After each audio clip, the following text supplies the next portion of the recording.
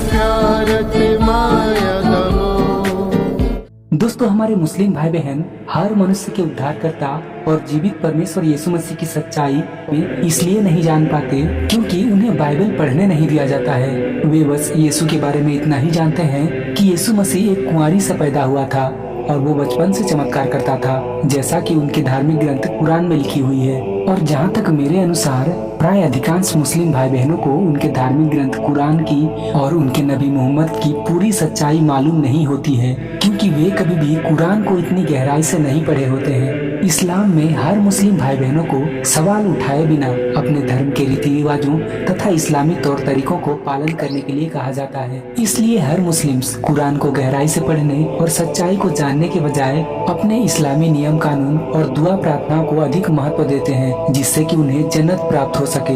अब एक अविश्वासी के लिए ये समझना तो थोड़ा मुश्किल हो सकता है कि इस्लाम धर्म में हर मुस्लिम भाई बहनों को क्यों बाइबल पढ़ने से रोका जाता है, क्यों उन्हें क्रिश्चियनिटी को जानने और समझने के लिए अलाउ नहीं किया जाता है। लेकिन हर सच्चे मसीही को ये अच्छी तरह मालूम है कि इसके पीछे किसका हाथ है। जी हाँ, शैतान ही है जो उन लोगों के बीच रहकर ये काम करता है और उन्हें बाइबल से दूर रखने की कोशिश करता है, क्योंकि मुसलमानों को ये नहीं पता कि सच्चा और जीवित परमेश्वर यीशु ही है और बाइबल ही उसी सच्चे परमेश्वर का वचन है जिसने पूरी दुनिया को बनाया है। लेकिन शैतान ये जानता है, इसलिए वो नहीं चाहता कि किसी भी मुस्लिम्स के हाथ में बाइबल आए। मैं पूरे विश्वास के साथ ये कह सकता हूँ कि अगर कोई मुस्लिम भाई या बहन बाइबल और कुरान दोनों को गहराई से अध्ययन करेगा तो निश्चय सच्चाई उसके सामने आईने की तरह साफ हो जाएगा कि वास्तव में खुदा का कलाम कौन सा है, कुरान या बाइबल। सुप्रियो, आज हम आपके सामने वैसे ही एक मुस्लिम भाई की गवाही लेकर आए हैं जिन्होंने कुरान और बाइबल दोनों को जब गहराई से अध्ययन किया तो उन्हें पता चला कि इस्लाम खुदा की ओर से नहीं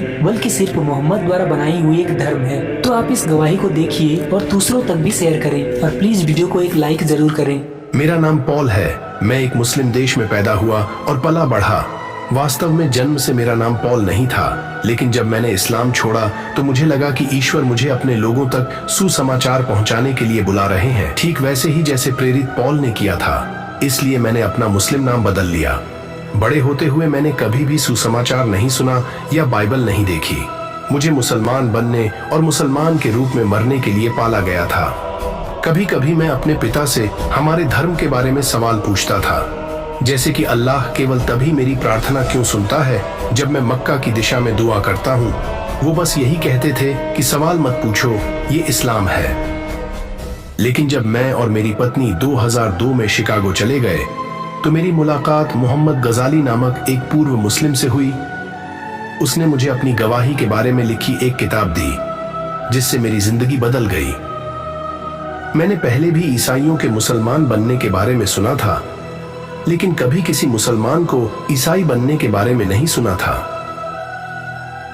उन्होंने मुझे अपनी पहली प्रति पढ़ने के लिए दी और अरबी बाइबल में पूरी किताब कुरान और प्राचीन मुस्लिम धर्म के संदर्भों की एक सूची थी। ऐसी ऐतिहासिक पुस्तकें जिनमें इस्लाम के बारे में कई चौंकाने वाली बातें उजागर हुई। उन्होंने दावा किया कि अगर मैं स्वयं इसे अध्ययन करूं तो मुझे कई विरोधाभास दिखाई देंगे।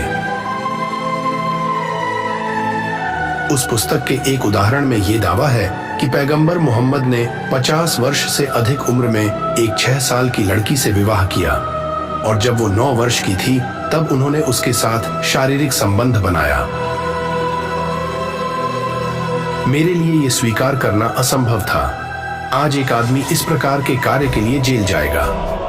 एक अन्य दावा यह था कि मोहम्मद ने एक ही समय में 10 महिलाओं से विवाह किया था। यदि ये सच है तो इसका मतलब है कि वो अपने ही धर्म के कानून का उल्लंघन कर रहे थे, जिसके अनुसार अधिकतम 4 पत्नियां रखने की अनुमति थी। ऐसे कई दावे थे जिन पर मैं विश्वास नहीं कर सकता था, लेकिन गैस्टली बुद्धिमान थे। उन्होंने समर्थन के रूप में कई प्राचीन मुस्लिम पुस्तकों से आयतों को शामिल किया और संदर्भ दिए ताकि कोई भी स्वयं जाकर जांच कर सके। लेकिन मेरे पास सभी तिलियाएं नहीं थी, क्योंकि अल्लाह ने जिन किताबों का हवाला दिया था वे बहुत महंगी हैं। इसलिए मैंने गूगल का इस्तेमाल किया और पहली ही खोज में कई अरबी वेबसाइटें सामने आ गईं जिनमें सभी संदर्भ पुस्तकें थीं और इसने इस्लाम के बारे में विरोधाभासों की पुष्टि की। लेकिन मैं बहुत संवेदनशील था। मैंने कहा, ये सब अमेरिकियों और यहूदियों द्वारा मुसलमानों को धोखा देने की साजिश हो सकती है। गजाली बहुत गंजा था। वो मुझे फोन करता रहता है और मुझसे पूछता है कि क्या मुझे उसकी किताब के बारे में कोई सवाल है, और मुझसे पूछता है कि क्या तुम इस पर चर्चा करने के लिए एक साथ आना चाहते हो। लेकिन मैंने उससे कहा कि मैं अभी तैयार नहीं हूँ। आप देखिए, मैं सोच रहा था कि मैं इसकी जांच जारी रखूंगा, जिससे मैं उसे गलत साबित कर सकता हूँ। इसलिए मैं इंटरनेट पर जो था उस पर भरोसा नहीं कर सकता था। मैंने उन सभी मुस्लिम किताबों की एक सूची बनाई जिनसे उसने इसे पकड़ा था, और मैं शिकागो के एक बड़े मुस्लिम स्टोर में गया। मैं 2 बक्से किताबें भरकर स्टोर से निकला और मैंने केवल सऊदी अरब में छपी प्रतियां ही खरीदी, क्योंकि मैं सोच रहा था कि अमेरिकी प्रकाशकों ने मुसलमानों को धोखा देने के लिए गलतियां जोड़ी होंगी। उन पर मैंने एक एक करके प्रत्येक संदर्भ की जांच की, और वे सभी मेल खाते थे। मुझे विश्वास नहीं हुआ। ये असंभव था। इस्लाम में बहुत सी त्रुटियां और झूठ थी, और इसने मेरे लिए बहुत तनाव पैदा कर दिया। मैं एक खुशहाल मुसलमान था। खुदा मुझे इतना संघर्ष क्यों दे रहे थे? इसीलिए मैंने अध्ययन किया और प्रार्थना की और सच्चाई की खोज जारी रखी।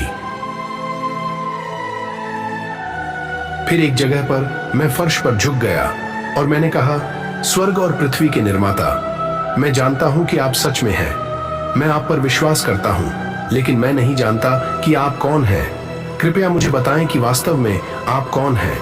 यदि आप अल्लाह हैं और इस्लाम सच्चा है, तो मैं अपना पूरा जीवन आपके लिए और कई अमेरिकियों को इस्लाम में परिवर्तित करने के लिए समर्पित कर दूंगा।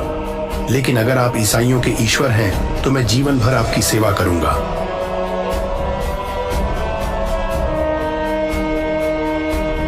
मैं बाइबल में लगातार 3 बातें पढ़ता और अध्ययन करता रहा जो मुझे विशेष रूप से प्रभावित करती थीं। सबसे पहले, यीशु ने अपने अनुयायियों को अपने शत्रुओं से प्रेम करने और उनके लिए प्रार्थना करने का आदेश दिया। दूसरा ये कि ईश्वर धर्मी और पापी दोनों से प्रेम करता है। और तीसरा ये कि वो चाहता है कि उसके लोग उसे अपने पिता के रूप में प्रार्थना करें। ये बातें इस्लाम में नहीं हैं। मैंने पहले कभी ऐसा कुछ नहीं सुना। महीनों के संघर्ष और प्रार्थना तथा दोनों धर्मों का गहन अध्ययन करने के बाद मैं अंततः इस निष्कर्ष पर पहुंचा हूं कि इस्लाम मोहम्मद द्वारा बनाया गया धर्म है। मैंने क्षमा की आवश्यकता को स्वीकार किया और मसीह यीशु पर अपने उद्धारकर्ता और ईश्वर के रूप में अपना विश्वास रखा। पहले तो मेरी पत्नी बहुत परेशान थी। उसकी राय में हमारी शादी खत्म हो गई थी। लेकिन 4 महीने के बाद उसने मसीह यीशु पर विश्वास किया, और वो पहली व्यक्ति थी जिसे मैंने यीशु तक पहुंचने में मदद की थी। चूंकि हम नवीनतम इंटरनेट प्रौद्योगिकी और सोशल मीडिया का उपयोग करके विश्व भर के हजारों मुसलमानों के साथ मसीह यीशु के बारे में बात कर रहे हैं, विशेष रूप से उन देशों में जो परिवार के सदस्यों और सरकारों की निगरानी से दूर मिशनरी और निजी चैट रूम में रहते हैं। मध्य पूर्व और उत्तरी अफ्रीका में हमारी टीम हर महीने मुस्लिम साधकों और संशयवादियों के साथ सैकड़ों बातचीत कर रही है।